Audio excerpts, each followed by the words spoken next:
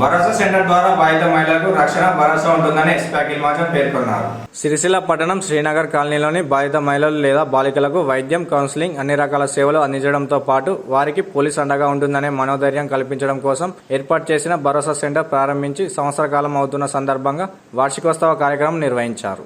జిల్లా భరోసా సెంటర్ వార్షికోత్సవ కార్యక్రమానికి ముఖ్య అతిథిగా జిల్లా ఎస్పీ అఖిల్ మాచన్ హాజరయ్యారు. ఈ సందర్భంగా ఎస్పీ మాట్లాడుతూ భరోసా కేంద్రం ద్వారా బాధిత మహిళలకు, బాలికలకు న్యాయం జరిగేలా కృషి చేస్తామన్నారు. భరోసా కేంద్రాల్లో దేశంలోనే ముందంజలో ఉన్నామని తెలిపారు. హింస మరియు లైంగిక వేధింపులకు గురైన పిల్లలు, స్త్రీలు మరలా ఎటువంటి వాటి బారిన పడకుండా చూడడమే భరోసా సెంటర్ యొక్క ముఖ్య లక్ష్యం అన్నారు. ఈ కార్యక్రమంలో సిఐలు కృష్ణ, వెంకటేశ్వర్లు, శ్రీనివాస్, ఏవో పద్మ, డీసీఆర్బీ ఎస్ఐ జ్యోతి, ఎస్ఐలు అశోక్, పృథ్వీధర్ గౌడ్, భరోసా సెంటర్ కోఆర్డినేటర్ శిల్ప, లీగల్ సపోర్ట్ అధికారి అనంత, సపోర్ట్ అధికారి స్వభావతి, వెన్నెల, రిసెప్షనిస్ట్ మల్లీశ్వరి, ఏఎన్ఎం పవనిత ఉన్నారు.